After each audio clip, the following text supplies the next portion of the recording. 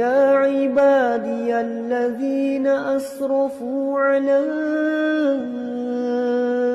أنفسهم لا تقنطوا من رحمة الله. Kemudian salawat beriringkan salam, semoga senantiasa tercurahkan buat junjungan alam Nabi kita yang mulia, uswah dan qudwah kita bersama Muhammad bin Abdullah sallallahu alaihi wasallam. Rasulullah sallallahu alaihi wasallam adalah suri tauladan dalam kehidupan. Rasulullah sallallahu alaihi wasallam adalah figur bagi kita bersama. Rasulullah sallallahu alaihi wasallam wajib bagi seorang hamba untuk betul-betul mencintainya melebihi dari segala-galanya. Sehingga Allah Subhanahu wa taala menyebutkan an-nabiyyu aula bil mu'minina min anfusihim. Sesungguhnya Nabi lebih pantas dari seorang mukmin dibandingkan dengan diri mereka sendiri. Artinya, ketika seorang muslim mereka mencintai diri mereka, maka kecintaan yang mereka berikan kepada baginda Nabi sallallahu alaihi wasallam melebihi mereka mencintai diri mereka sendiri. Sehingga Allah Subhanahu wa taala menyebutkan Nabi wa aula bil mu'minina min anfusihim. Nabi sallallahu alaihi wasallam lebih pantas bagi seorang mukmin dibandingkan dengan diri mereka.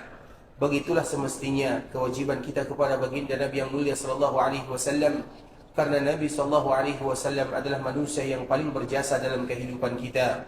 Nabi sallallahu alaihi wasallam mengelakkan umatnya dari gelapnya kesyirikan dan kekufuran menuju cahaya iman dan takwa kepada Allah Subhanahu wa taala. Melalui perantara baginda Nabi yang mulia sallallahu alaihi wasallam kita mengenal Allah Azza wa Jalla. Melalui perantara baginda yang mulia iman, kita ihsan, kita tahu bagaimana ibadah kepada Allah Subhanahu wa taala. Nabi sallallahu alaihi wasallam mengajarkan semuanya kepada umatnya, sehingga dengan itu pula lah kewajiban kita bersama adalah bagaimana tidak pernah melupakan baginda Nabi yang mulia di dalam salam dan selawat yang senantiasa kita ucapkan. Dan di antara salah satu kemuliaan mengucapkan salam dan selawat kepada Rasulullah sallallahu alaihi wasallam, ibadah ini adalah ibadah yang berbeda dengan ibadah-ibadah yang lainnya. Kalau ibadah lain yang kita kerjakan, itu belum tentu diterima oleh Allah Subhanahu wa taala. Belum tentu diangkat oleh Allah Subhanahu wa taala. Karena tidak ada satupun kebaikan yang diterima oleh Allah Azza wa Jalla, melainkan kebaikan tersebut akan diangkat oleh Allah Subhanahu wa taala. Dan itu merupakan di antara undang-undang yang disebutkan oleh Allah Subhanahu wa taala bagi mereka yang diterima amal ibadahnya. Semua kebaikan yang diterima oleh Allah Azza wa Jalla akan diangkat oleh Allah Azza wa Jalla. Ilaihi yas'adul kalimut thayyib, kata Allah Azza wa Jalla. Namun kita sebagai seorang hamba tidak bisa memastikan apakah ibadah yang kita kerjakan diterima, diangkat oleh Allah Azza wa Jalla. Karena apabila Allah mengangkat amalan seorang hamba, berarti maknanya Allah menerimanya. Kalau Allah tidak mengangkatnya, berarti Allah tidak menerimanya. Dan memang banyak amalan-amalan hamba yang tidak diterima oleh Allah Subhanahu wa taala. Seperti misalnya hadis Rasulullah sallallahu alaihi wasallam, ada orang yang salat, ada orang yang puasa, ada orang yang zakat, namun amal ibadahnya tidak diangkat satu jengkal pun dari kepalanya karena dia memutuskan tali silaturahimnya. Artinya berarti amal ibadahnya tidak diangkat oleh Allah Azza wa Jalla, yang maknanya tidak diterima oleh Allah Subhanahu wa taala. Yang ingin kita sampaikan ikhwatul Islam, bahwa tidak ada satupun amalan yang mana kita bisa memberikan jaminan amalan tersebut pasti diterima oleh Allah. Kita hanya bisa berharap agar amalan yang kita lakukan diterima oleh Allah, namun memastikan itu bukan urusan kita dan kita tidak tahu apakah amal ibadah kita tersebut diterima atau tidak. Berbeda dengan ibadah salawat dan berbeda dengan ibadah salam kepada Rasulullah sallallahu alaihi wasallam. Kalau kita mengucapkan salam dan salawat kepada Nabi sallallahu alaihi wasallam, baru saja salam dan salawat tersebut keluar dari lisan seorang hamba, maka akan langsung diambil oleh malaikat-malaikat Allah Azza wa Jalla. Karena memang Allah memerintahkan malaikatnya, bala tentaranya, lillahi malaikatun sayyahin. Allah Subhanahu wa taala memiliki malaikat bala tentara yang mereka berkeliaran di muka bumi Allah Azza wa Jalla, mencari, mengambil mereka-mereka mengucapkan salam dan salawat kepada Nabi, kemudian mengantarkan kepada Rasulullah sallallahu alaihi wasallam. Dan itu merupakan di antara perbedaan ibadah salawat dengan ibadah-ibadah yang lainnya. Artinya ketika kita bersalawat kepada Nabi akan sampai kepada Nabi sallallahu alaihi wasallam. Namun kalau seandainya kita melakukan amal ibadah yang lainnya, belum tentu diterima oleh Allah Subhanahu wa taala kecuali dengan syarat-syarat yang telah disebutkan di dalam agama. Dan itu merupakan di antara kemuliaan bagaimana kita mengucapkan salam dan salawat kepada Rasulullah sallallahu alaihi wasallam, yang mana itu merupakan kewajiban yang mulia Muhammad bin Abdullah sallallahu alaihi wasallam. Allahumma salli ala Muhammad wa ala ali Muhammad kama sallaita ala Ibrahim wa ala ali Ibrahim innaka Hamidum Majid. Allahumma barik ala Muhammad wa ala ali Muhammad kama barakta ala Ibrahim wa ala ali Ibrahim innaka Hamidum Majid. Ikhwatul Islam, saudara kaum muslimin, para tetamu Allah rahimani wa rahimakumullah. Pada kesempatan kali ini kita akan kembali melanjutkan pembahasan kita yang sebelumnya, masih berkaitan dengan keutamaan ibadah-ibadah yang kita lakukan di Masjid Rasulullah sallallahu alaihi wasallam secara khusus, dan juga di kota Madinah secara umum, dan juga di tanah haram secara umumnya. Sebelum kita melanjutkan yang demikian, ikhwatul Islam, kita ingin menyampaikan sebuah hadis yang dibawakan oleh Imam Bukhari, bercerita tentang ayahanda kita Nabi Ibrahim alaihissalam. Karena Nabi Ibrahim alaihissalam disebut dengan ayah kita yang ketiga, yang mana sebelumnya ayah kita yang pertama adalah Nabi Adam alaihissalam. Nabi Adam adalah ayah kita yang pertama. Kemudian yang kedua adalah Nabi Nuh alaihissalam. Nabi Nuh adalah ayah kita yang kedua. Karena memang dikala terjadi badai di zaman Nabi Nuh, maka Nabi Nuh ibarat ayah bagi mereka-mereka yang beriman kepada Allah Subhanahu wa taala. Karena memang dikala terjadi badai yang luar biasa, semua dunia hancur tenggelam kecuali Nabi Nuh dan mereka-mereka yang berada di perahu Nabi Nuh alaihi salam. Dengan itu pula lah Nabi Nuh disebut dengan ayah kita yang kedua. Kemudian Nabi Ibrahim disebut dengan ayah kita yang ketiga. Karena memang semua para nabi dan para rasul berasal dari nasabnya Nabi Ibrahim alaihi salam. Dengan itulah para ulama menyebutkan Nabi Ibrahim adalah ayah kita yang ketiga. Nah, dari cerita Nabi Ibrahim alaihissalam, banyak kisah-kisah yang bisa kita ambil pelajaran yang luar biasa di sana. Salah satunya adalah bagaimana Nabi Ibrahim mengantarkan putranya dan juga istrinya ke sebuah daerah yang bernama Makkah Al-Mukarramah.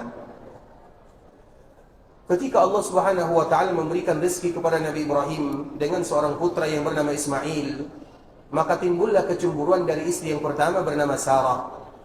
Karena Sarah belum kunjung diberikan rezeki oleh Allah Subhanahu wa taala. Karena memang dia di antara salah satu sifatnya adalah wanita yang mandul. Kemudian Sarah mengizinkan Nabi Ibrahim untuk menikah dengan Hajar. Dan selalu kami menyebutkan Hajar itu awalnya adalah seorang permaisuri, seorang putri, seorang anaknya raja. Agar kita tahu yang mana dari Sarah ini akan lahir Ismail, yang mana dari Ismail ini lahir seorang Nabi yang paling mulia bernama Muhammad bin Abdullah, dan agar kita tahu bagaimana mulianya nasab Rasulullah sallallahu alaihi wasallam. Kemudian ketika Nabi Ismail dilahirkan, maka cemburulah ibunda kita Sarah alaihi salam. Dengan kecemburuan tersebut Allah Subhanahu wa taala memerintahkan Nabi Ibrahim untuk mengantarkan istrinya yang baru saja melahirkan dan anaknya yang baru saja dilahirkan ke sebuah lembah yang tidak ada orang di sana satupun. Kemudian dikala Nabi Ibrahim, dia berasal dari daerah Syam, kemudian dia pergi merantau jauh ke Makkah Al-Mukarramah. Maka dia memberikan bekal yang sedikit, yang secukupnya kepada anak dan kepada istrinya yang baru saja melahirkan. Tidak ada orang di sana. Ada sedikit air, perbekalan air, kemudian ada beberapa kurma. Kemudian setelah Nabi Ibrahim meninggalkan anaknya, meninggalkan istrinya di sana, Nabi Ibrahim tanpa berbicara satu kalimat pun langsung meninggalkan mereka berdua. Sehingga dengannya ibunda Hajar wajar dikala dia bertanya, "Wahai Ibrahim, kepada siapa engkau meninggalkan kami? Kami berada di sebuah lembah yang tidak ada orang di sana, tidak ada pepohonan di sana, lembah yang gersang, tanah yang kosong, tandus. Di mana dia akan ditinggalkan? Atau kepada siapa mereka akan meninggalkan atau ditinggalkan?" Kemudian Nabi Ibrahim alaihissalam, dia tidak menoleh kepada perkataan atau tidak menoleh kepada istri yang bertanya kepadanya. Kenapa Nabi Ibrahim tidak menoleh? Bukan berarti Nabi Ibrahim tidak sayang kepadanya. Namun kalau seandainya dia menoleh, dia kasihan kepada anaknya, dia kasihan kepada istrinya. Sehingga dengan kasihan kepada anak dan istrinya, dia tidak jadi melaksanakan perintah Allah Azza wa Jalla. Kemudian pada akhirnya ikhwatul Islam, setelah lama istrinya memanggilnya, "Kepada siapa engkau meninggalkan kami, wahai Ibrahim? Siapa yang memerintahkan kamu melakukan ini, wahai Ibrahim? Kami tidak ada teman di sini, tidak ada perbekalan di sini. Aku baru saja melahirkan, anakmu masih kecil." Kemudian setelahnya maka Hajar alaihissalam mengatakan, "Allahul ladzi amaraka bihadza." setelah melihat suaminya tidak menoleh, tidak melihat dirinya, tidak meliriknya. Allahul ladzi amaraka bihadza. Wahai Ibrahim, apakah Allah yang memerintahkan kamu melakukan ini? Ketika Nabi Ibrahim ditanya dengan kalimat Allahul ladzi amaraka bihadza, maka di saat itulah Nabi Ibrahim baru berbicara, iya. Ketika Nabi Ibrahim mengatakan iya, apa jawaban seorang istri yang salehah, yang betul-betul menyerahkan semua dirinya, urusannya, ketentuannya kepada Allah Subhanahu wa taala? Idzan la yudayyi'una. Kalau Allah yang memerintahkan kamu melakukan ini kepada kami, maka Allah tidak akan pernah menyia-nyiakan kami untuk selama-lamanya. Padahal menurut kita ikhwatul Islam, bayangkan di Mekkah Al-Mukarramah tidak ada orang di sana, tidak ada sumber kehidupan di sana, tidak ada pepohonan di sana. Bagaimana Hajar dan Ismail bisa tinggal di sana? Bagaimana bisa? Kalau menurut kita tidak akan bisa membayangkannya. Namun kalau Allah Subhanahu wa taala yang menjaga hambanya, mudah semuanya bagi Allah Subhanahu wa taala. Kemudian dikala Nabi Ibrahim meninggalkan keluarganya setelah memberikan penjelasan bahwa yang memerintahkan dia melakukan demikian adalah Allah Subhanahu wa taala, ketika Nabi Ibrahim sudah tidak lagi melihat keluarganya, anak dan istrinya, maka di saat itulah dia menghadap ke arah Ka'bah yang pada waktu itu belum ada. Ka'bah itu pondasinya sudah ada, namun bangunannya hilang, sebagaimana yang disebutkan oleh sebagian para ulama, hilang bangunannya dikala terjadi badai di zaman Nabi Nuh alaihi salam. Bangunannya hilang, pondasinya ada. Kemudian apa jawaban atau apa yang dilakukan oleh Nabi Ibrahim? Dia pun menghadap ke Ka'bah Musyarrafah. Kemudian di saat itulah dia berdoa kepada Allah Subhanahu wa taala, Rabbana inni askantu min dhurriyyati biwadin ghairi dhi zar'in 'inda baitikal muharram. Ya Allah, sesungguhnya aku menempatkan keluargaku, anakku dan istriku biwadin, di dalam sebuah lembah atau di sebuah lembah yang tidak ada pepohonan di sana, tidak ada orang di sana. Inda baitikal muharram, namun lembah ini adalah lembah engkau yang memerintahkan aku meletakkannya, dan itu adalah lembah yang berada di samping tanahmu yang diharamkan.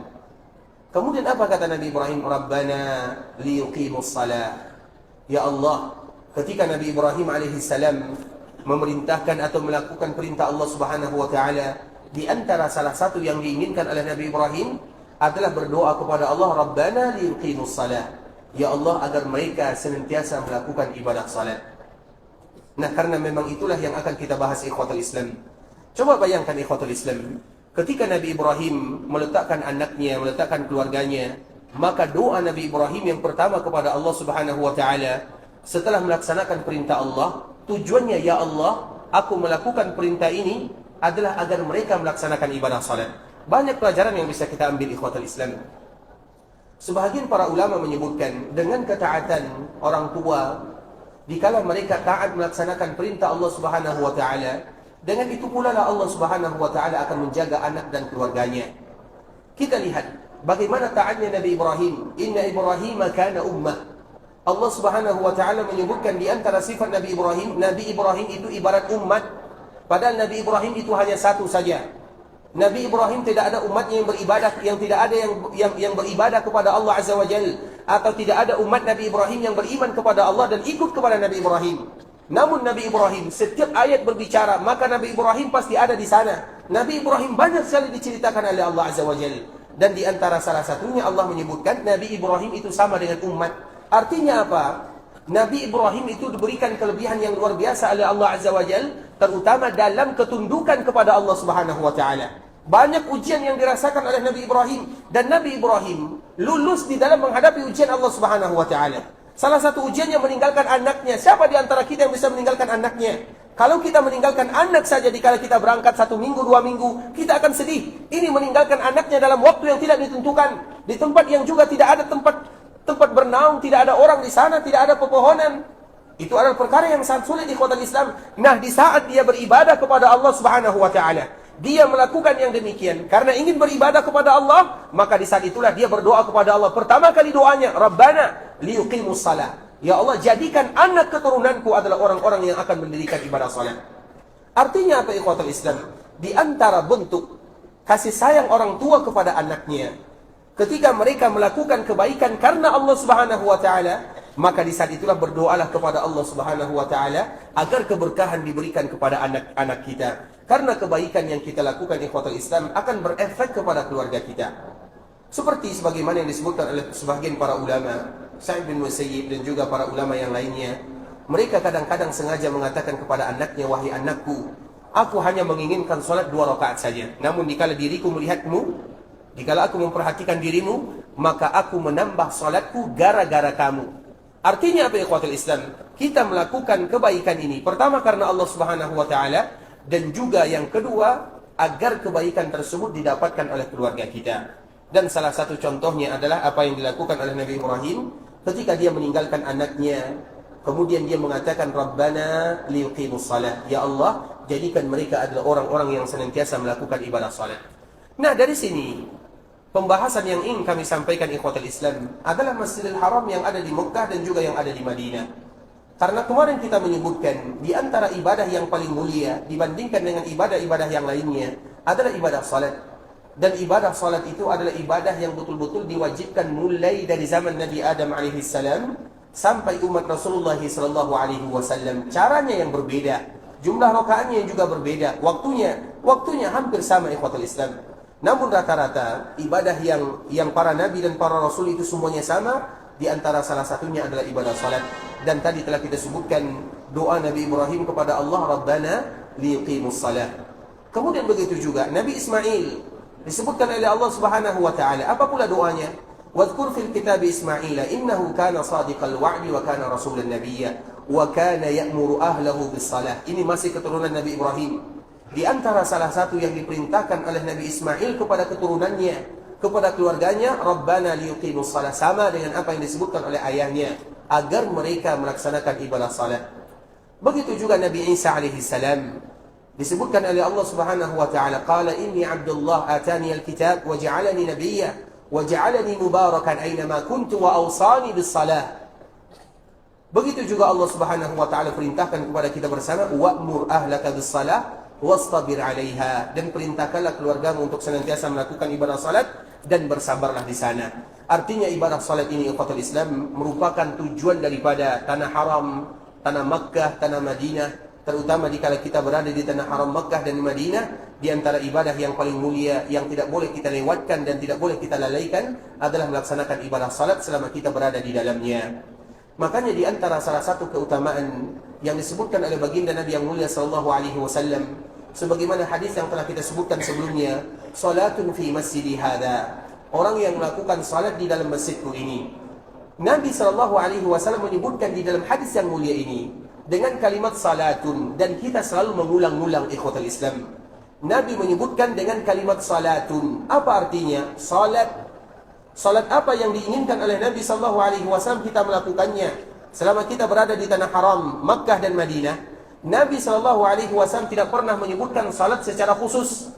Apakah salat ini atau salat itu? Artinya semua salat, kemungkinan atau harapan masuk ke dalam hadis ini banyak sekali. Makanya Nabi SAW menyebutkan dengan sifat nakirah. Nabi menyebutkan salatun. Nabi tidak menyebut dengan kalimat as-salatu. Karena di dalam bahasa Arab ada ma'rifah, ada nakirah. Misalnya kita contohkan ikhwatul Islam, kita contohkan misalnya ini air misalnya. Apabila kita sebut dengan al-ma'u, kita menggunakan al-ma'u dengan menggunakan alif lam, maka artinya adalah air yang kita pegang ini airnya.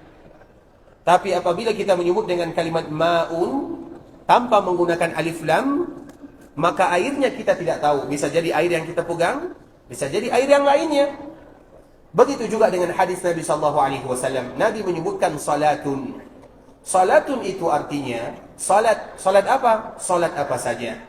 Artinya semua ibadah salat yang dilakukan seorang muslim ketika mereka berada di tanah haram, maka termasuk ke dalam pahala yang akan disebutkan oleh baginda Nabi yang mulia sallallahu alaihi wasallam, tanpa dibedakan antara satu salat dengan salat yang lainnya. Sehingga apabila itu disebut dengan salat, maka lakukanlah. Selama kita berada di tanah haram, lakukanlah di masjid, baik itu di Masjidil Haram yang ada di Mekah ataupun Masjid Nabawi.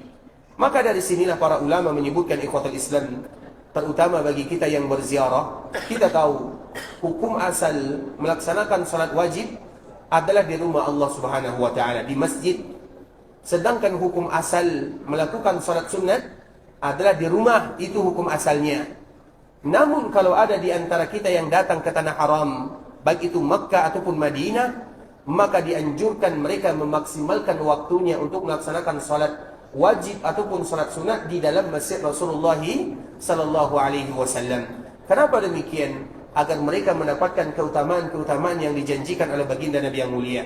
Sehingga Imam An-Nawawi rahimahullahu taala ketika menjelaskan hadis Rasulullah sallallahu alaihi wasallam, salatun fi masjidi hada, barang siapa yang salat di dalam masjidku ini, beliau menyebutkan termasuk di dalam hadis Nabi sallallahu alaihi wasallam salat wajib ataupun salat sunat. Semuanya termasuk ke dalam hadis yang disebutkan oleh Rasulullah sallallahu alaihi wasallam di dalam sabdanya salatun, mereka yang melaksanakan ibadah salat.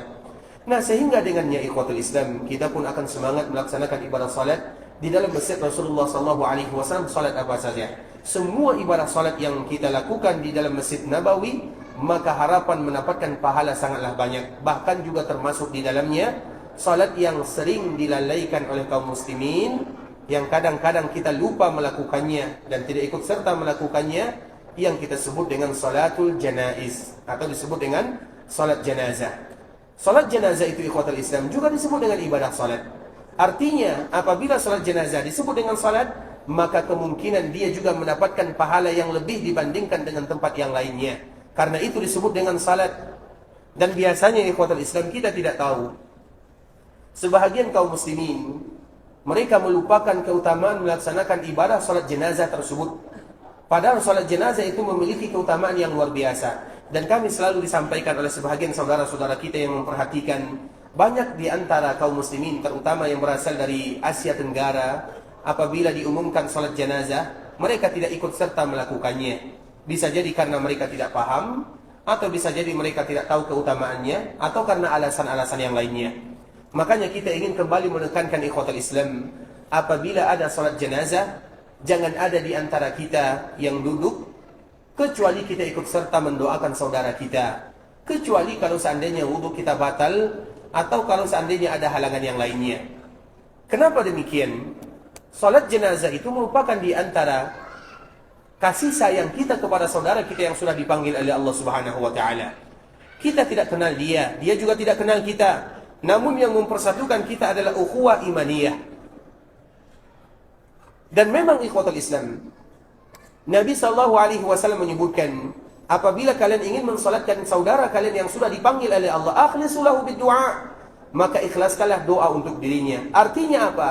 Itu merupakan hadiah kita untuk dia, dan bisa jadi itu adalah hadiah terakhir dari kita untuk dirinya, karena kita mendoakan dirinya. Sebagaimana kita nanti kalau dipanggil oleh Allah Subhanahu wa taala, banyak orang yang ingin mensalatkan kita, maka demikian juga keadaannya. Kalau ada saudara kita yang meninggal, ikut juga mensalatkan mereka, supaya nanti kalau kita meninggal banyak orang yang mensalatkan kita. Itu yang kita inginkan.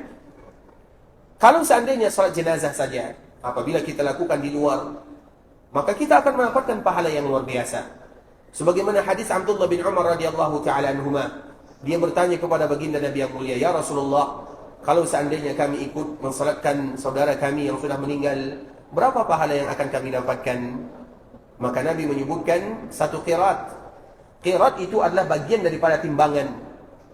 Sehingga sahabat Abdullah bin Umar kembali bertanya kepada Nabi, satu qirat ini kira-kira berapa timbangannya ya Rasulullah? Berapa takarannya? Berapa ukurannya?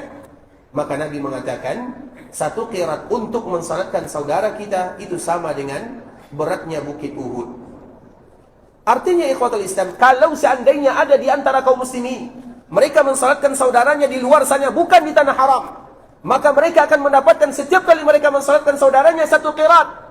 Artinya manfaat yang pertama untuk diri mereka sebelum untuk saudaranya.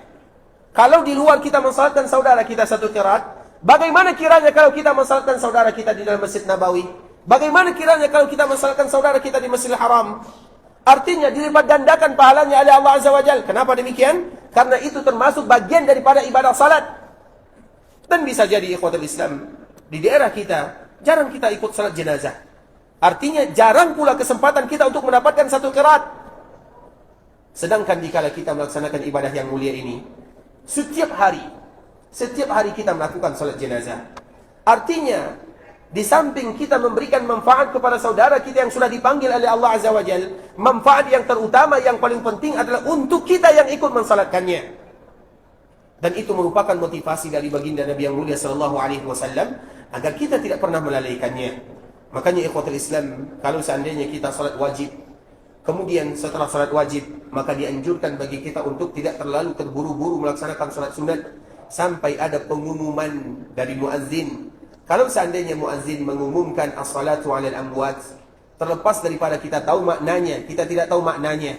Siapa yang disalatkan? Wanita, laki-laki, anak kecil, 1 orang, 2 orang, terlepas daripada itu ikhwatul Islam, maka tidak menjadi masalah. Yang dipentingkan atau yang dipersoalkan adalah bagaimana kita ikut serta di dalam mensalatkan saudara kita yang sudah dipanggil oleh Allah Subhanahu wa taala. Artinya apa? Karena salat jenazah itu disebut dengan salat.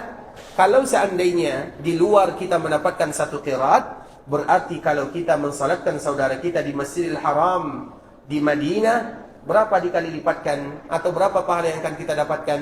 Dikali lipatkan sesuai dengan hadis Nabi sallallahu alaihi wasallam. Dan itu tidak tertutup kemungkinan kita mendapatkan pahala yang luar biasa. Makanya ikhwatul Islam, terkhusus bagi kita bersama, setiap kali kita melaksanakan ibadah salat wajib bersama imam, baik dikala kita berada di Mekah ataupun dikala kita berada di Madinah, maka kita menunggu aba-aba dari muazzin. Kalau ada salat jenazah, maka jangan ada di antara kita yang tidak ikut mensalatkan saudara kita yang dipanggil oleh Allah Subhanahu wa taala. Karena memang ada sebahagian kita, mereka lebih memilih duduk. Mereka tidak salah ikhwatul Islam. Ada di antara saudara kita yang dikala setelah salat wajib mereka berzikir, kemudian mereka berzikir dan ibadah-ibadah yang lainnya. Namun kalau seandainya ada panggilan salat jenazah, tinggalkan semuanya, ikut mensalatkan saudara kita. Karena zikir masih bisa kita untuk menyambungnya, salat sunat masih bisa kita juga untuk mengerjakan setelahnya. Namun salat jenazah ada waktu yang terbatas. Karena waktu yang terbatas ini kita tidak akan lagi bisa mendapatkannya. Dan kaedah yang selalu kami sebutkan, apabila ada 2 ibadah dalam satu waktu, maka kita dahulukan ibadah yang waktunya sempit. Ini merupakan kaedah yang masyhur di kalangan para ulama dan juga bagi kita bersama. Apabila ada 2 ibadah yang mana sama-sama bernilai pahala, kemudian apa yang harus kita dahulukan dari 2 ibadah tersebut? Yang harus kita dahulukan adalah ibadah yang waktunya sempit, baru kita melakukan ibadah yang waktunya lapang. Kita contohkan misalnya, ketika kita masuk ke dalam masjid Rasulullah SAW, kemudian dikala kita masuk ke dalam Masjid Nabawi, kita ingin melakukan salat tahiyat. Kemudian dikala kita ingin takbir, kita ingin melakukan salat tahiyat, tiba-tiba muazzin mengumandangkan azan.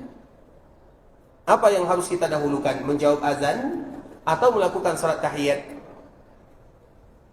Apa yang harus kita dahulukan? Menjawab. Kita masuk masjid. Kita masuk masjid. Salat tahiyat dulu atau menjawab azan?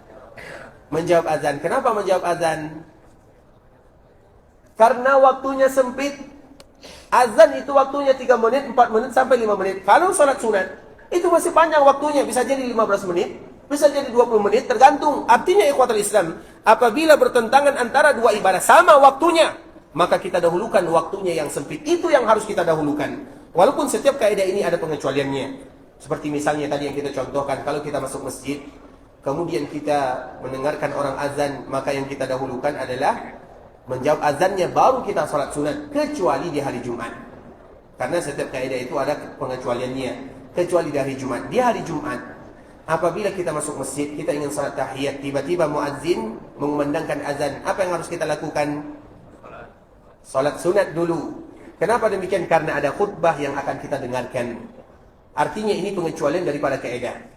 Nah, kita kembalikan lagi kepada kaidah ini. Apabila kita masuk masjid secara umum, kita dahulukan menjawab azan, karena azan itu waktunya sempit. Begitu juga dengan salat jenazah. Salat sunat rawatib itu ikhwatul Islam, waktunya panjang. Artinya tidak mesti dikala kita salat wajib, kemudian berzikir, langsung salat sunat. Tidak demikian keadaannya. Bisa jadi kita ada jedanya. Apabila kita melakukan salat jenazah, kemudian kita salat sunat, maka tidak menjadi masalah. Dan salat sunat itu waktunya panjang. Sedangkan salat jenazah, apabila jenazahnya diangkat, kemudian diantarkan ke perkuburan, habis waktu kita mensalatkannya. Sedangkan salat sunat masih ada waktu kita. Mana yang harus kita dahulukan? Maka yang harus kita dahulukan adalah salat jenazahnya karena waktunya singkat. Dan ini ikhwatul Islam, misalnya kita nanti salat Isya. Kemudian setelah salat Isya kita berzikir. Kemudian tunggu dulu aba-aba dari imam atau dari muadzin. Kalau seandainya dia mengumumkan as-salatu 'alal amwat, maka jangan kita lakukan salat sunat. Karena apabila kita melakukan salat sunat, dikhawatirkan kita akan terburu-buru dengannya. Terburu-buru, akhirnya tidak sempurna. Yang ini tidak sempurna, yang itu tidak sempurna. Makanya kita dahulukan, kita akhirkan salat sunat, kita salat jenazah kalau ada pengumuman. Kalau tidak ada pengumuman, baru kita melaksanakan salat sunat, agar kita mendapatkan semua pahala yang dijanjikan oleh baginda Nabi yang mulia sallallahu alaihi wasallam. Dan kesempatan ini tidak akan ada duanya sepulangnya kita dari tanah haram. Sepulangnya kita dari tanah haram, dalam 1 tahun berapa kali kita mensalatkan saudara kita? Ada di antara kita yang 1 kali, ada di antara kita yang mungkin hanya 2 kali, 3 kali, bahkan ada di antara kita yang tidak pernah ikut. Nah sekarang Allah berikan kesempatan kepada kita bersama, maka jangan lewatkan. Sehingga nanti ikhwatul Islam, panggilan atau himbauan dari kami pribadi, apabila ada salat jenazah, tidak ada di antara kita yang tidak ikut mensalatkan saudaranya. Terlepas daripada kita paham artinya, Ustaz, kami tidak tahu siapa yang akan disalatkan, tidak menjadi masalah. Yang kita tahu mereka adalah saudara kita sesama muslim. Selesai. Apakah dia laki-laki atau perempuan, Ustaz nanti bagaimana dhamirnya, semuanya boleh kita baca ikhwatul Islam. Makanya dikala kita membaca salat jenazah, agar juga kita tahu keutamaannya.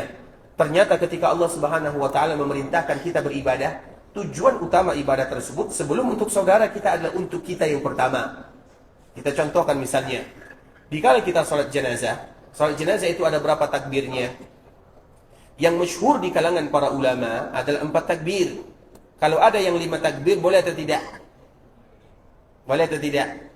Tidak menjadi masalah, tapi jarang dilakukan oleh kaum muslimin. Kalau di Masjid Nabawi, ya mungkin kami pernah mendapatkannya 1 kali atau 2 kali. Tapi ada, tidak menjadi masalah. Kalau ada yang 7 kali misalnya, ada atau tidak? Juga tidak menjadi masalah. Tapi yang masyhur di kalangan kaum muslimin adalah 4 takbir. Kalau ada yang 5 takbir, maka juga tidak menjadi masalah. Kemudian di ikhwatul Islam, di takbir yang pertama, kita membaca semuanya sepakat adalah Alhamdulillah. Kemudian takbir yang kedua adalah salawat kepada baginda Nabi yang mulia sallallahu alaihi wasallam. Kemudian di takbir yang ketiga itu adalah doa. Dan mungkin doa yang kita hafal itu ikhwatul Islam, Allahumma ighfir lahu warhamhu wa'afihi wa'fu anhu. Namun ada doa sebelumnya ikhwatul Islam yang mungkin nanti bisa kita cari di internet atau di tempat yang lainnya. Allahumma ighfir li hayyina wa mayyitina وشاهدنا وغائبنا وذكرنا وأنثانا وصغيرنا وكبيرنا اللهم من أحييته منا فأحيي على الإيمان ومن توفيته منا فتوفي على الإسلام. Kemudian baru kita baca doa-doa yang lainnya, baik itu Allahumma ighfir lahu warhamhu atau Allahumma la tahrimna ajrahu wa la takhtimna ba'dahu. Makanya setiap kali kita ikut salat di Masjid Nabawi ataupun bagi kita yang salat jenazah di Masjidil Haram yang ada di Mekah, pasti setiap takbir yang ketiga bacaannya panjang. Sebenarnya bukan bacaan mereka yang panjang, bacaan kita yang pendek. Karena kita langsung Allahumma ighfir lahu warhamhu, sehingga kita merasa bacaan mereka panjang, padahal bacaan kita yang singkat. Karena memang doa itu ikhwatul Islam di dalam salatnya. Kalau ada di antara kita yang ingin mendoakan saudara kita, terutama mereka yang sudah meninggal, di dalam salat itulah momennya. Setelah salat, kewajibannya kita langsung antar mereka ke perkuburannya.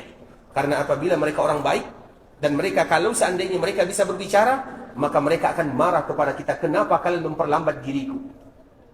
Karena mereka ingin menikmati ibadah yang selama ini mereka lakukan. Kalau seandainya mereka orang yang tidak baik, maka selesai kewajiban kita untuk mengantarkan dan mengurus dirinya. Artinya ikhwatul Islam, kalau seandainya ada di antara kita yang berdoa, maka berdoalah di dalam salat. Maka kalau ada di antara kita yang salat jenazah, terutama di takbir yang ketiga, dia baca doa yang panjang, baca sebanyak-banyaknya. Karena nanti kalau setelah kita salat selesai, kita langsung kewajiban kita adalah mengantarkan dirinya. Makanya doa di takbir yang ketiga itu, kalau panjang, sebenarnya kita tidak terbiasa dengan doa yang panjang. Kalau seandainya ada di antara kita yang ikut mensalatkan baik di sini ataupun di daerah kita, maka di takbir yang ketiga dan di takbir yang keempat, atau kalau ada di takbir yang kelima, maka di saat itulah doa yang panjang kita baca, dan disitulah momen yang paling indah kita mendoakan saudara kita tersebut. Makanya tadi kita menyebutkan di antara salah satu doanya, Allahumma ighfir li hayyina wa mayyitina. Ya Allah, ampunkan dosa kami yang masih hidup, dosa kami yang sudah meninggal. Wa syahidina wa ghaibina, ya Allah ampunkan dosa kami yang hadir, ampunkan dosa kami yang tidak hadir. Ampunkan dosa kami yang laki-laki, ampunkan dosa kami yang perempuan, ampunkan dosa kami yang kecil, ampunkan dosa kami yang dewasa. Artinya kita minta ampunkan kepada Allah Subhanahu wa taala. Kemudian kita bermohon kepada Allah, Allahumma man ahyaitahu minna fa ahyi 'alal iman wa man tawaffaitahu minna fa tawaffihi 'alal Islam. Ya Allah, kalau ada di antara kami yang masih Engkau berikan umur panjang, hidupkan kami dalam keadaan beriman. Artinya apa ikhwatul Islam? Ternyata sebelum kita mendoakan saudara kita yang sudah meninggal, kita berdoa untuk diri kita yang pertama. Ya Allah, kalau seandainya umur kami masih panjang, jatah kami di dunia masih ada, jadikan kehidupan kami ini kehidupan yang penuh dengan ketaatan dan keimanan.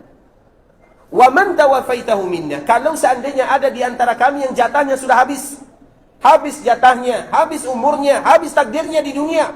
Wa man tawaffaitahu minna fatawaffihi 'alal Islam. Kalau kami wafatkan kami dalam keadaan Islam. Dan itulah di antara hadis atau ayat Allah Subhanahu wa taala yang selalu kita baca, wala tamutunna illa wa antum muslimun.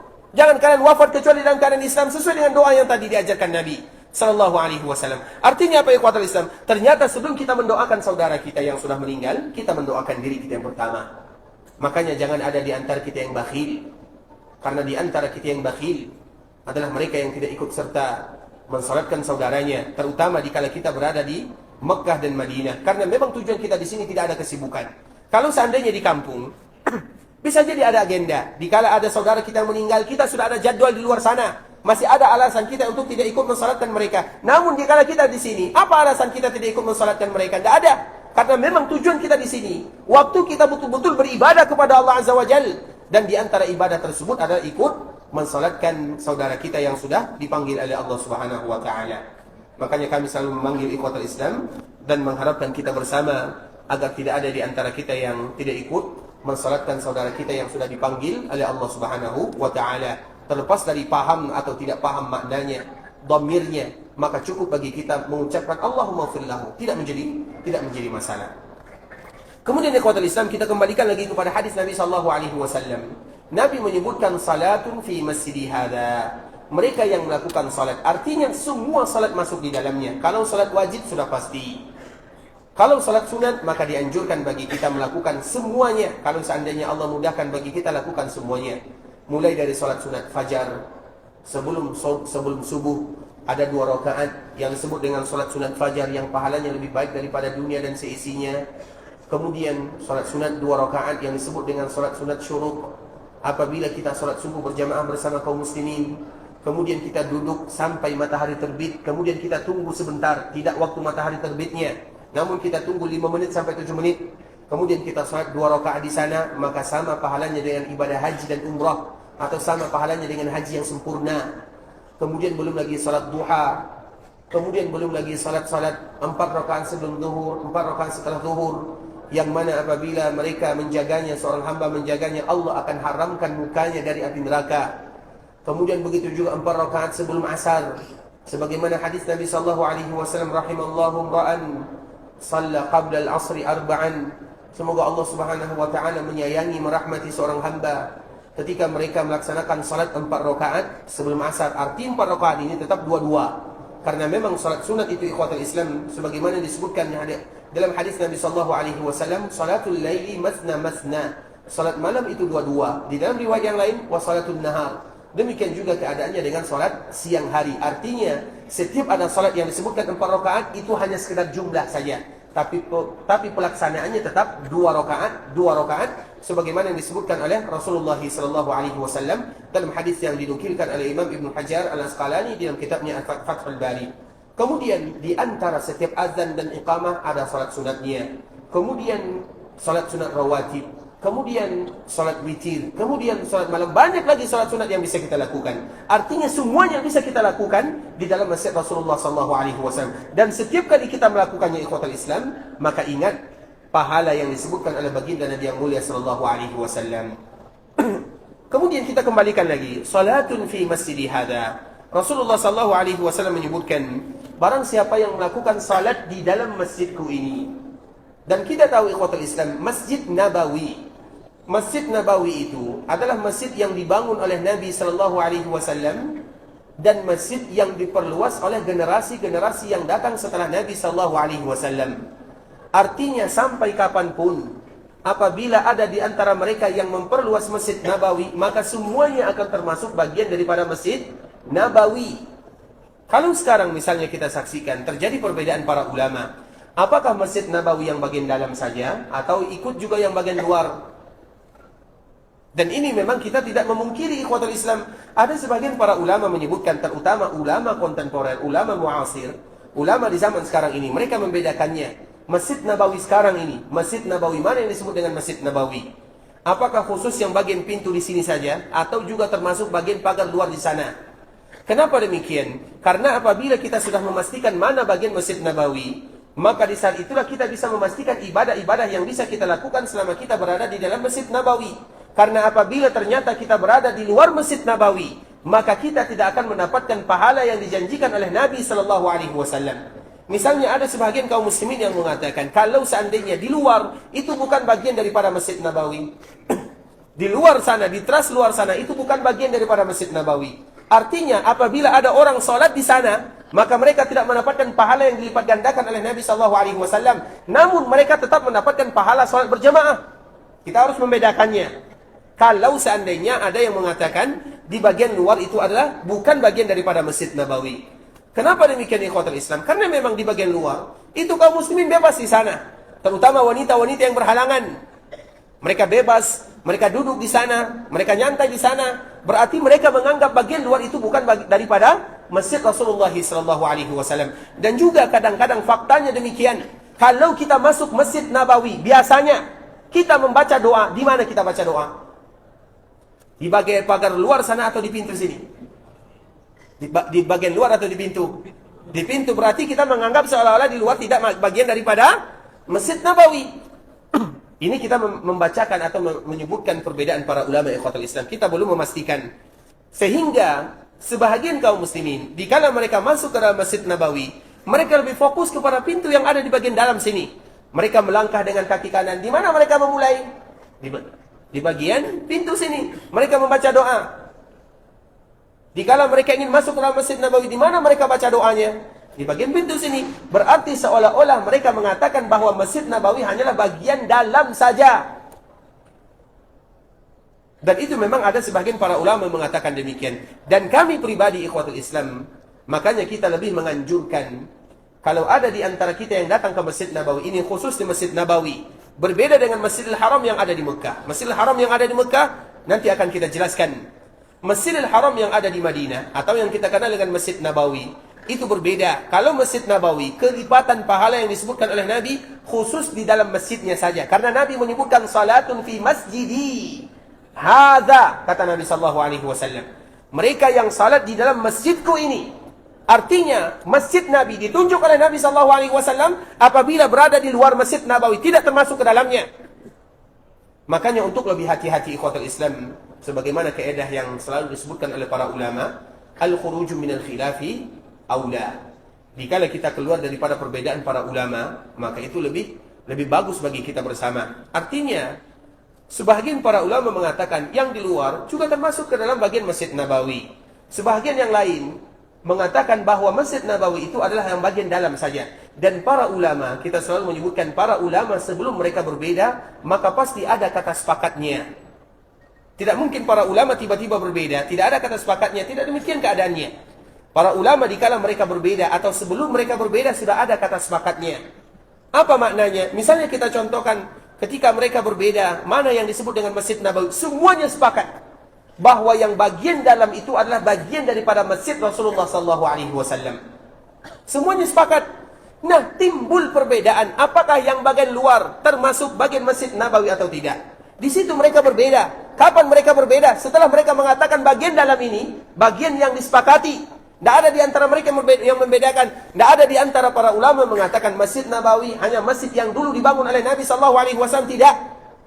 Namun semuanya mengatakan masjid yang bagian dalam ini semuanya disebut dengan Masjid Nabawi. Nah, kemudian yang di luar, di sanalah mereka para ulama berbeda. Ketika mereka berbeda, kita tinggalkan perbedaan para ulama. Dan itu adalah di antara salah satu jalan selamat ikhwatul Islam untuk mendapatkan dan agar kita tenang melakukan ibadah kepada Allah Subhanahu wa taala. Kita contohkan sebelum kita masuk ke dalam masalah Masjid Nabawi, kita contohkan kepada perkara yang lain. Seperti misalnya dikala ingin membayar zakat fitri atau zakat fitrah, zakat hari raya Idul Fitri. Ada namanya zakat fitri. Disebut dengan zakat fitri karena rayanya disebut dengan raya fitri. Sama-sama fitri bahasanya. Kemudian zakat ini ikhwatul Islam, para ulama itu sepakat bahwa yang paling bagus adalah di malam rayanya. Kemudian ada keringanan 1 hari atau 2 hari sampai 3 hari. Berarti 1 hari sebelum hari raya atau 2 hari atau 3 hari itu adalah kesepakatan para ulama waktu yang paling mulia. Nah, apabila kita tahu itu adalah waktu yang paling bagus, kenapa kita harus membayar zakat fitri 1 minggu sebelumnya? Kenapa harus 2 minggu sebelumnya? Bahkan kenapa masuk bulan Ramadan maka kita sudah mulai membayar zakat fitri? Kita tidak mengatakan itu salah. Dikala terjadi kesepakatan para ulama, kenapa kita tidak masuk ke dalam kategori kesepakatan para ulama tersebut? Kenapa kita harus luar? Kalau kita membayar zakat fitri itu di hari 1 hari sebelum raya, 2 hari sebelum raya, 3 hari sebelum raya, maka kita akan tenang. Karena semua para ulama mengatakan itu merupakan di antara waktu yang dianjurkan bagi kita melakukannya. Kemudian apabila ada yang membayarnya 1 minggu sebelumnya, di sana para ulama mereka berbeda. Kalau para ulama mereka berbeda, maka kita tidak aman posisinya. Bisa dipahami? Nah, begitu juga ikhwatul Islam. Dikala para ulama mereka sepakat bahwa Masjid Nabawi bagian dalam, kemudian kita salat di bagian dalam, kita aman posisinya. Tapi kalau seandainya kita salat di luar, maka kita tidak aman posisinya. Bagi ulama yang mengatakan masuk ke dalam Masjid Nabawi, alhamdulillah. Bagi para ulama yang mengatakan tidak masuk ke dalam Masjid Nabawi, kita rugi jadinya. Artinya aman, posisi kita tidak aman. Dan seorang muslim, ketika mereka beribadah kepada Allah, maka mereka akan mencari yang terbaik.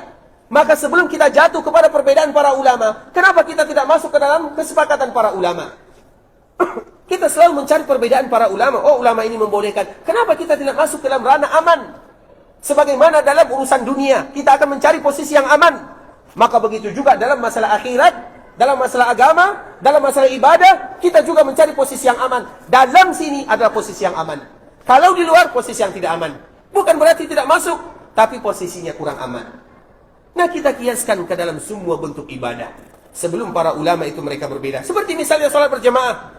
Ustaz, bukankah salat berjamaah di rumah Allah, terutama bagi kita yang laki-laki itu merupakan berbeda para ulama? Iya. Para ulama berbeda, kita menyebutkan mereka berbeda. Namun posisi yang paling aman adalah dikala kita ikut serta salat berjamaah bersama kaum muslimin. Aman posisi kita. Namun kalau seandainya kita tidak ikut, maka posisi kita tidak aman. Banyak ancaman-ancaman. Sehingga kita tidak ingin mengurung diri kita dalam ranah yang tidak aman. Dan alhamdulillah di dalam masalah ibadah ikhwatul Islam, banyak posisi yang mana para ulama dikala mereka berbeda, mereka tidak langsung berbeda. Oh, ini masalahnya berbeda, fulan A, B, C berbeda, mereka tidak. Banyak kesepakatan para ulama, terutama masalah hadis Nabi SAW. Tidak mungkin semua hadis Nabi SAW diperbedakan di sana ikhwatul Islam, atau tidak ada kata sepakatnya. Agama ini adalah agama yang paling mudah. Bukankah Nabi SAW menyebutkan di dalam hadis yang dibawakan oleh Imam Bukhari, ahabbud dini ila Allah al-hanifiyatu samha. Bukankah Nabi SAW juga menyebutkan ad-dini yusrun, agama ini mudah. Artinya Allah menurunkan Islam kepada umat Nabi SAW bukan membuat mereka pusing, tapi membuat mereka mudah. Sehingga para ulama mereka berbeda itu dalam masalah-masalah setelah terjadinya kesepakatan di antara mereka. Baru setelahnya mereka berbeda. Nah, begitu juga di dalam kaedah-kaedah yang lainnya. Sehingga kita untuk mencari garis aman, untuk mencari garis selamat ikhwatul Islam, jangan kita mencari atau jangan kita mengkhususkan selalu mencari-cari perbedaan para ulama sehingga keluarlah sebuah kaedah yang menyebutkan al-khuruju minal khilafi aula. Dikala kita keluar dari perbedaan tersebut, maka itulah garis aman dan posisi aman bagi kita bersama. Dan itu merupakan kaedah yang sangat luar biasa, dan salah satunya bisa kita bawakan, bisa kita turunkan ketika kita membahas tentang masalah Masjid Nabawi. Mana yang disebut dengan Masjid Nabawi? Apakah Masjid Nabawi bagian dalam saja atau bagian luar? Posisi amannya Masjid Nabawi itu adalah bagian dalam. Sedangkan bagian luarnya, kami pribadi tentunya lebih condong kepada pendapat yang menyebutkan bahwa bagian luar itu juga termasuk bagian daripada masjid Rasulullah sallallahu alaihi wasallam. Walaupun ada para ulama lain yang mengatakan tidak termasuk bagian daripada Masjid Nabawi. Namun kami pribadi lebih condong kepada pendapat yang mengatakan semua perluasan yang dilakukan di Masjid Nabawi.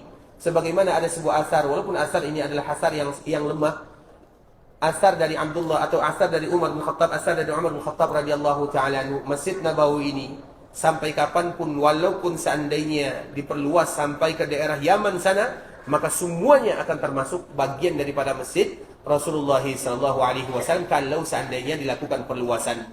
Makanya selalu kami menyebutkan di antara salah satu kemuliaan untuk Masjid Nabawi, bahwa yang pertama kali melakukan perluasan untuk Masjid Nabawi adalah siapa yang pertama kali melakukan perluasan untuk Masjid Nabawi?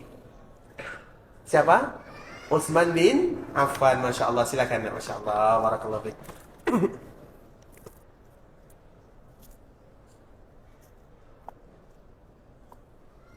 Syukran lakum ya, syukran, barakallahu fiik. Allah jika khairan, syukran, barakallahu fiik. Allah jika khairan. Tapi jawabannya salah ya. Baik, ikhwatul Islam. Siapa yang pertama kali melakukan perluasan untuk Masjid Nabawi? Siapa? Siapa? Nabi Muhammad sallallahu alaihi wasallam. Apa dalilnya? Kapan Nabi melakukan perluasan? Apa buktinya Nabi melakukan perluasan? Nah, saya lupa. Baik, silakan. Masya Allah, barakallahu fiik. Allah jika khairan. Wa iyyakum. Benar tapi lupa ya. Baik, ikhwatul Islam, yang pertama kali melakukan perluasan untuk Masjid Nabawi adalah Nabi itu sendiri. Yang pertama kali melakukan perluasan untuk Masjid Nabawi adalah Nabi itu sendiri. Setelah terjadi perang Khaybar. Kapan terjadi perang Khaybar? Pada tahun ke 5 atau 4? 5 atau 4? 7. Artinya ikhwatul Islam, Nabi SAW melakukan perluasan Masjid Nabawi sepulangnya Nabi SAW dari peperangan Khaybar. Dan kita tahu perang Khaybar itu adalah awal muqaddimah. Inna fatahna laka fatham mubina. Allah berikan kemenangan kepada kaum muslimin. Apa makna kemenangan yang Allah berikan kepada kaum muslimin? Banyak orang yang masuk ke dalam agama Islam. Fathu Makkah itu adalah intinya. Fathu Makkah itu adalah akhirnya, ujungnya, poin pentingnya. Namun sebelum terjadi Fathu Makkah itu, ikhwatul Islam, sudah banyak kemenangan-kemenangan yang diberikan oleh Allah kepada kaum muslimin. Sehingga ada sebahagian ulama yang menyebutkan Inna fatahna laka fatham mubina. Ayat yang menyebutkan ya sesungguhnya kami memberikan kepadamu kemenangan yang nyata turun pada tahun ke-6 Hijriah. Sedangkan Fathu Makkah kapan terjadinya? Nah, Fathu Makkah kapan terjadi? 9 atau 10? 9 atau 10? 8. Fathu Makkah terjadi pada tahun ke-8 Hijriah. Artinya Fathu Makkah ada ayat Inna fatahna laka fatham mubina. Ternyata ayat ini turun 2 tahun sebelumnya. Allah sudah menyebutkan kemenangan untuk kaum muslimin. Artinya Fathu Makkah itu adalah poin intisarinya. Namun sebelumnya sudah ada muqaddimah yang menyebutkan bagaimana kemenangan yang diberikan oleh Allah kepada kaum muslimin. Nah, artinya dikala Allah berikan kemenangan kepada kaum muslimin, apa maknanya? Maknanya kalau kaum muslimin menang, banyak orang yang masuk ke dalam agama Islam. Ketika banyak orang yang masuk ke dalam agama Islam, banyak orang yang datang ke kota Madinah. Kenapa mereka datang ke kota Madinah? Untuk belajar kepada Nabi SAW, belajar agama. Karena memang dikala terjadi perjanjian Hudaybiyah. Kapan perjanjian Hudaybiyah? Ini harus tahu ya. Tahun ketiga atau kedua? Perjanjian Hudaybiyah. Tahun ke-6. Tahun ke-6, bukan 7 ya, tahun ke-6. Nah, perjanjian Hudaybiyah, apa di antara salah satu isinya? Salah satu isinya tidak ada peperangan di antara orang musyrikun dengan kaum muslimin. Itu merupakan kesempatan emas. Orang-orang musyrikun mereka belajar agama, mereka datang ke kota Madinah. Sehingga salah satu kemenangan yang Allah berikan kepada kaum muslimin adalah dikala terjadi perang Khaybar pada tahun ke-7 Hijriah. Banyak kaum muslimin yang banyak orang-orang yang masuk ke dalam agama Islam, banyak orang yang datang ke kota Madinah. Masjid Nabawi 35 kali 30 tidak cukup lagi. Masjid Nabawi yang dibangun oleh Nabi SAW 35 kali 30 tidak cukup lagi menampung para sahabat yang sudah banyak berdatangan ke kota Madinah. Madinah adalah pusat ilmu pengetahuan, di mana Nabi SAW mengajarkan mereka-mereka yang baru saja masuk Islam agama Allah Subhanahu wa taala. Maka mulai tahun ini adalah tahun yang mana Nabi disibukkan dengan kesibukan yang luar biasa. Banyak orang yang datang ke kota Madinah. Sebagian mereka yang datang ke kota Madinah tidak mungkin 1 hari 2 hari. Bahkan ada di antara mereka yang juga ingin menetap di kota Madinah. Makanya di antara salah satu wasiat Nabi SAW, di akhir kehidupan Nabi, 2 hari sebelum Nabi wafat, Nabi SAW berwasiat terkhusus kepada orang-orang Madinah. Karena di Madinah tidak semuanya lagi berasal dari Ansar. Artinya apa? Orang-orang Ansar sudah banyak di antara mereka yang meninggal. Yang banyak tinggal di kota Madinah adalah sahabat-sahabat yang lainnya. Yang berasal dari Ansar itu sudah sedikit. Sehingga 2 hari sebelum Nabi wafat, dan ini adalah kali terakhir Nabi berkhutbah. Nabi SAW naik ke atas mimbarnya. Setelah ini Nabi tidak pernah lagi naik ke atas mimbarnya. Apa kata Rasulullah SAW? Yaqilul Ansar. Orang-orang Ansar sudah mulai sedikit dan manusia sudah mulai banyak. Aku wasiatkan kepada kalian, wahai para sahabatku, hendaklah kalian berlaku baik kepada orang-orang Ansar. Kalau ada di antara mereka yang melakukan kesalahan, maafkan. Kalau ada di antara mereka yang melakukan kebaikan walaupun sedikit, terima kebaikannya. Artinya apa, ikhwatul Islam? Ansar sudah sedikit, padahal mereka adalah penduduk asli kota Madinah. Kemana Ansar? Bisa jadi mereka meninggal berjihad bersama Nabi. Kemudian siapa yang banyak? Yang banyak itu adalah orang yang berdatangan ke kota Madinah. Sehingga masjid yang dulu dibangun oleh Nabi 35 kali 30 tidak cukup lagi. Maka pertama kali yang melakukan perluasan untuk Masjid Nabawi adalah Nabi itu sendiri. Artinya apa, ikhwatul Islam? Ini merupakan pintu lampu hijau dari Nabi SAW kepada umatnya. Seolah-olah Nabi SAW menyebutkan, kalau ada di antara kalian yang ingin melakukan perluasan untuk Masjid Nabawi, lakukanlah. Karena yang pertama kali melakukan perluasan untuk Masjid Nabawi adalah Nabi itu sendiri. Sehingga dikala para sahabat melakukan perluasan untuk Masjid Nabawi, tidak ada satupun yang mengingkarinya.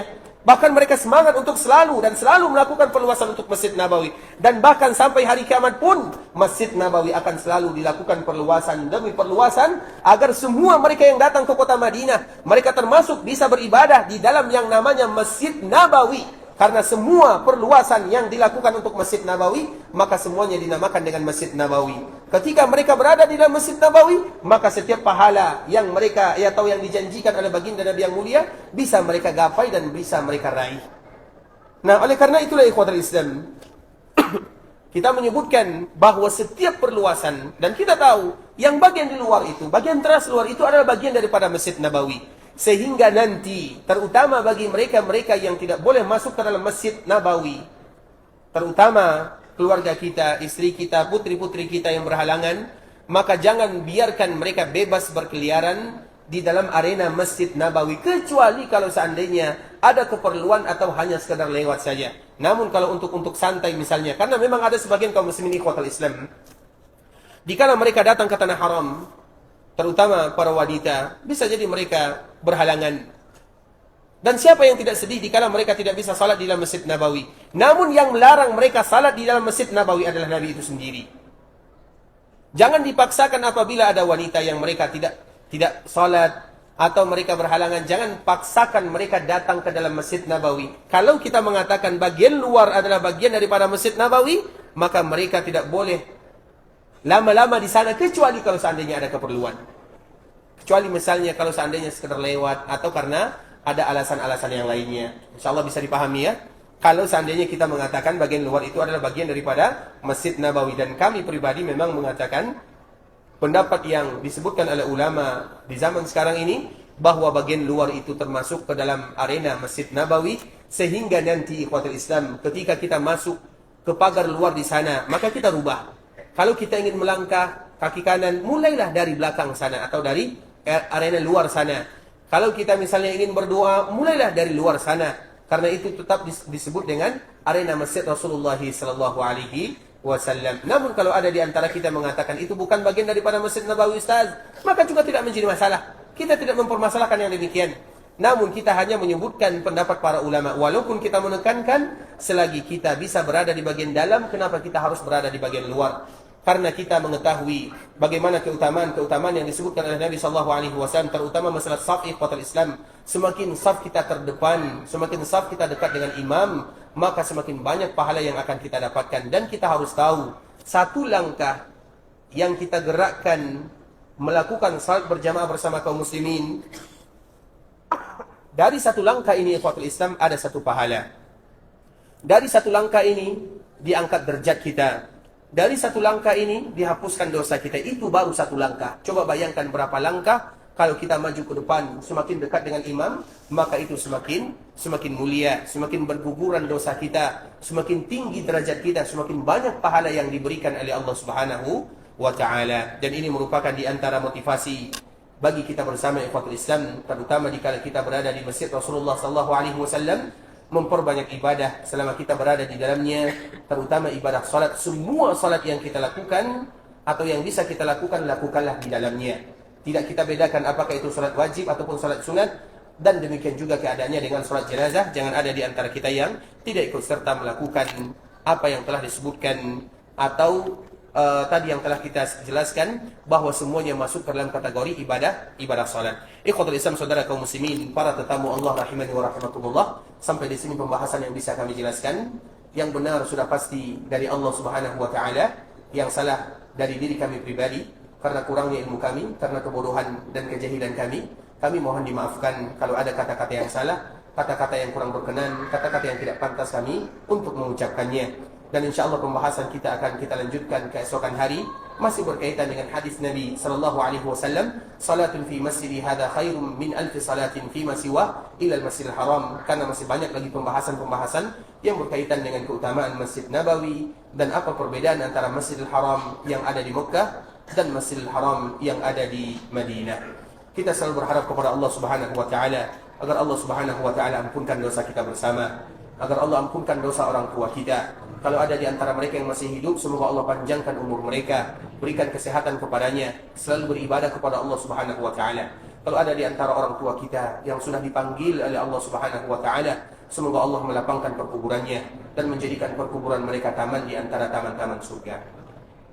Semoga Allah Subhanahu wa taala ampunkan dosa saudara-saudari kita, keluarga kita, guru-guru kita, tetangga kita, masyarakat kita, orang-orang yang pernah berbuat baik kepada kita dan seluruh kaum muslimin. Kalau ada di antara kita yang ingin meninggalkan Madinah, pergi ke Mekah Al-Mukarramah, semoga Allah kabulkan semua doa-doanya. Allah menerima semua amal ibadahnya. Allah jadikan umrah yang mereka lakukan adalah umratan mabrurah, wa sa'yan mashkura, wa dhanban maghfura. Kalau ada di antara kita yang ingin meninggalkan Madinah, ingin pulang ke kampung halamannya, semoga Allah lancarkan perjalanannya, Allah berikan kemudahan dalam urusannya, Allah kumpulkan mereka bersama keluarganya dalam keadaan sehat walafiat, dan semoga Allah kembali memberikan rezeki kepada kita bersama agar selalu bisa beribadah di tanah haram Makkah dan Madinah, dan juga untuk saudara-saudara kita dan orang-orang yang kita cintai. Kita tutup dengan mengucapkan doa kafaratul majlis. Subhanakallahumma bihamdika asyhadu an la ilaha illa anta astaghfiruka wa atubu ilaik. Wa sallallahu wa sallim ala nabiyyina wa habibina wa khalilina wa sayyidina Muhammadin wa ala alihi wa sahbihi wa sallam tasliman katsira. Assalamualaikum warahmatullahi wabarakatuh.